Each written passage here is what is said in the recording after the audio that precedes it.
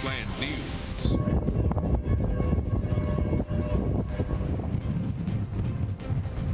McCracken County under a state of emergency, and this is why. New video today at 4. You're looking at the tornado that hit the Paducah area this morning and caused widespread damage. We have complete coverage coming up today on Heartland News Now. Good afternoon. We are live on the grounds of Mount Zion Baptist Church and Preschool Center, which was kind of the epicenter of this morning's tornado. You can take a look behind me and you see all this corrugated metal right here. That all came from the church. And let me walk around and show you. There is a huge piece of roof missing from not only this building, but the next building over. And back this way, you can see part of that roof still in someone's yard. Now, this is a pretty common sight. There is corrugated metal absolutely everywhere around this area. Pieces like this are littering the grounds here. There's broken wood. There's nails everywhere. It's not a good situation, and authorities are advising people to avoid this area if at all possible. And we want to take a look at that tornado video one more time. Thanks to Joe Jackson at the West Kentucky Star for letting us use this video. Joe shot this in the Lone Oak area. You're looking at Interstate 24, Lourdes Hospital by the Whitehaven Welcome Center and Home Floor Center, those nearby. State police say that the first responders learned about the tornado at 9:20 this morning. They say it impacted about 5 square miles of western McCracken County. There is one confirmed injury. State police say non-life threatening. Also, several roads are closed and linemen are working to get power back on to those who don't have it. So we have live team coverage today at 4 o'clock. Laura is in the studio, of course, still monitoring the weather, although it's much improved throughout the day. And Kelsey Anderson is with me here at Mount Zion Baptist Church and Preschool Center. And Kelsey, you have a look inside. Well, yeah, Carly, officials tell us that 39 kids were inside the preschool at this church around 9:20 this morning when the tornado ripped through, taking off a large portion of the roof. They tell us all the children and teachers got out safely and no one was injured. But after the storm passed, the church became the command center for emergency personnel. This area seemed to have sustained the most damage. I spoke with a sheriff's deputy earlier today who says he was parked in the church parking lot when the tornado hit and flipped his car. At one point, just saw the wind, all the trees started picking up, and the power lines, coming up out of the ground. And then it just hit my car, turned my car sideways, and started breaking out all the windows, and I could just hear debris slamming off the side of my car. The officer was able to get out of his car and make his way into the church. He had no injuries. Now, there is still a lot of debris, and as you can tell, the wind is still really blowing over here in western McCracken County. So authorities are asking people to please stay clear of area where there is a lot of damage because it could be dangerous. Carly, back to you.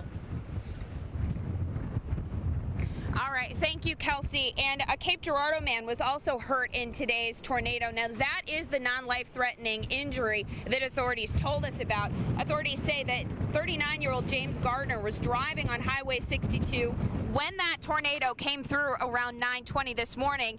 A deputy who was one of the first on the scene tells me that he was on his way to work and his vehicle got pushed off of Highway 62 and a grain bin got pushed on top of him. Now, complicating the rescue effort were potentially live power lines that were wrapped around the grain bin, wrapped around the truck, and made it a very dangerous situation. So authorities had to call up the power company, make sure that those power lines were not live before they could get the guy safely out of the vehicle. Again, I'm told he only has just bumps and bruises, not any major injuries. So that is a relief and quite a miracle when you see the situation with the grain bin and the truck and the power lines surrounding him.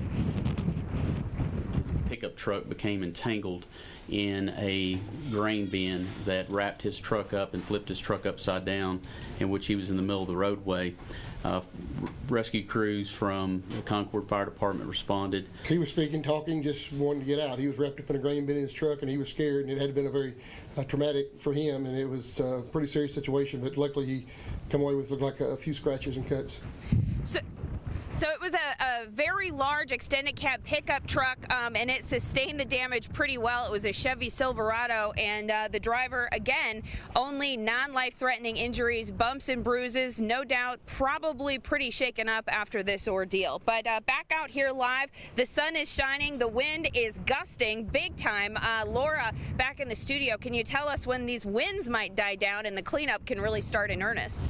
Yeah, they will start to die down as we get towards sunset and after sunset, but it's going to be pretty breezy even through the overnight hours into tomorrow as well. Check out some of these peaks over the last 12 hours. 56-mile-per-hour wind gust in Cape, 46 in Paducah, 47 in Mount Vernon, and these are, of course, outside of the rain and thunderstorms we saw. Right now, winds gusting just a little bit lower than that, but notice the trend is going down. So we will still see some breezy conditions. Gust up to about 25 to 30 as we head overnight, but nothing like the gust we've seen over the past several hours. Currently, temperatures still very mild, 67 in Cape, 68 in Paducah, 68 also Murray, 70 in Union City. But notice Farmington already slipping into those mid-50s, and that's some colder air that will be pushing in as we head through the evening and into the overnight hours. So enjoy the sunshine right now, even though it's extremely windy, and enjoy the mild temperatures because those will be disappearing for many of us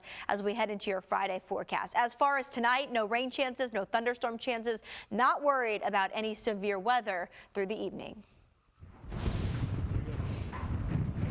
All right, thank you, Laura. Now, there are reports of damage in many parts of McCracken and Ballard counties. If you're one of those who had damage to your home, here's what you need to do as soon as possible. You need to contact emergency management officials. The number to contact them is right on your screen. It's 270-448-1530. Again, that is the number to call if you have damage to your property from this storm.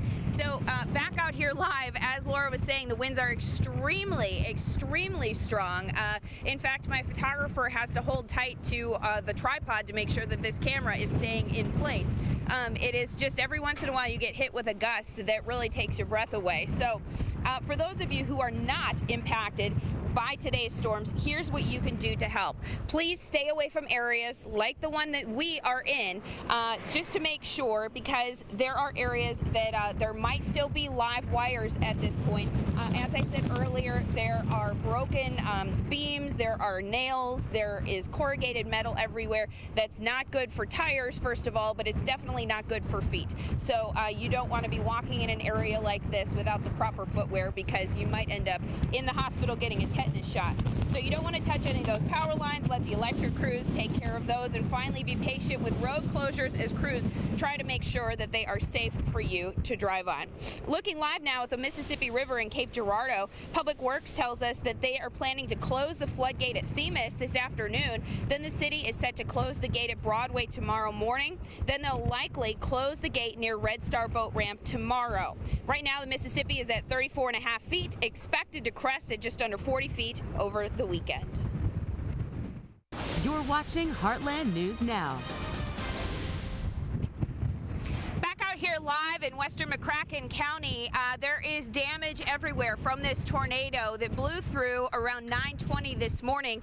Here I'm holding what I think might be a piece of the church roof. The church is directly over there, and it's missing a large chunk of roof. Most of it has flown over there. Some of it's up in the tree, and then there are just broken joists right here. But I wanted to show you something right behind me. There is a mobile home that has been partially crushed by a tree and definitely pushed over. And this is why authorities always say don't stay in a mobile home when you have severe weather. By the looks of it, it does not look like it was a very strong tornado. It was a tornado, we have learned, but even something as small as this could potentially end in disaster for someone in a mobile home. So you can see a lot of cleanup here. A lot of damage has been created around here near the Mount Zion Baptist Church and Preschool Center. So again, we have been following this for you live throughout the day. We're going to continue to follow it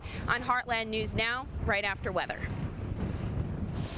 Well, we are watching the weather closely, and I'm glad to say that tomorrow's wind impact won't be as big, but it's still going to be a little breezy. So we could still see that as today's wind impact. Let me go ahead and pull up tomorrow's for you real quickly because we want to see those numbers go away, right? There we go. 20s. Winds gusting up to about 20 to 25 miles per hour through the daytime hours tomorrow, but it's going to be much, much colder.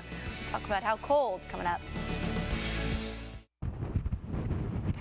Out here live in West Paducah at the Mount Zion Baptist Church. We're actually on the grounds. The church is that way, and based on the sun, we can't really show it to you because you wouldn't see anything. But I want to show you the roof of the Mount Zion Baptist Church. A huge chunk of it was ripped off, and you can see, you can tell it's still a roof. It's still pretty much in the same formation that it was. And so that is how powerful this storm was. It picked that up, it carried it maybe 300 yards, dropped it in the neighbor's yard. And we also have more video and pictures coming in from viewers. A couple pictures from Melissa Pearson Dowell in Paducah. She says her daughter took this pic of severe damage in Lovelessville. That's in Ballard County, which is not too far from here. It looks like the tornado ripped off part of their roof of the barn there. A lot of other damage in that area as well. Melissa also sending us this damage at the Wilbert Vault Company on Fisher Road in West Paducah, not far from here either. It's a burial vault business. Looks like a power pole snapped. Also damage to the truck entrance sign. Thanks, Melissa, for those photos. Now to Laura. Well, obviously you could tell in Carly's shot, you can hear it. The wind still howling out there. Not as strong as they were, say, an hour or two ago, but still, these are our current wind gusts. 44 mile per hour winds in Cape right now, gusting up to that. 32 mile per hour gust in Farmington, 43 in Paducah. So those are still going to be with us for the next couple of hours. Thankfully, though, it is mild and it is sunny. That helps us out. Kennett, 67 degrees right now with winds sustained around 20 miles per hour. Union City, you're sitting at 70 degrees. 56 though now in Farmington. That colder air will be pushing in. Notice in our northern counties we've seen those winds change to more of a westerly direction. They're going to drag in that cooler air. So this time tomorrow it's going to feel much different than what you're feeling out there right now. Glad to say those storms long gone from the heartland. All of us under sunshine right now, but there's a deck of clouds that are slowly trying to push into our north and western counties, and those clouds will start to take over as the colder air moves in tonight as well. So let's talk about it on Futurecast. Heading through the evening hours, no chance of any rainfall. Nothing severe tonight. Again, it's still going to be a little breezy, not as windy as last night, but there could still be some gust up to about 30 miles per hour through the overnight hours. Then more clouds push in as most of us are sleeping. Yeah, there's a possibility of a sprinkle or two, but most of us will stay dry. It will be cloudy and chilly as we wake up on Friday, and these clouds are going to hang at least through the morning hours. Our high resolution models are showing some clearing from west to east through the daytime hours tomorrow, but especially in our eastern counties through say southern Illinois, western Kentucky, the clouds will be with you the longest. So it's going to feel really chilly under those clouds. After we get the sunshine, we do expect most of our numbers to at least get into the 40s for afternoon highs tomorrow. So if you have evening plans tonight, again, that colder air will start to push in, but not terrible. We'll slowly drop into the 50s, then back into the 40s. By the time we wake up tomorrow morning, I do think there will be a couple 30s on the map in our north and western counties. So mid 30s north and west to lower 40s the farther south and east you are. And then highs today, we're in the 70s. Tomorrow, there could be some places struggling to make it into the 40s. At this point, I'm keeping us all in the 40s thanks to that little sunshine that will return later in the day. If those clouds slow down and hang on longer, these numbers could be a little cooler, but may feel a lot colder than they feel, of course, right now. So keep that in mind. You will want your heavier jackets, maybe even your coats back with you tomorrow through the daytime hours. Thank you, Laura. Now, as Kathy Sweeney was delivering the good news, there was more good news happening here in West Paducah. The cavalry has arrived. Power poles have come, and they are going to get to work to restore power to this area. A lot of power poles right around here were snapped, and that means for a lot of the folks who live here, that means they don't have power and they don't have water, because a lot of them around here are on wells and without a pump powered by electricity. electricity, you have no water. So they're out of two basics around here. So they couldn't be happier to see folks like this rolling into their neighborhood. Meantime, the cleanup effort is probably going to have to wait until this wind dies down, and there is a lot of cleanup to do. Again, we are live here in West Paducah. We'll have continuing coverage on Heartland News at 5. Thanks for joining us for Heartland News Now.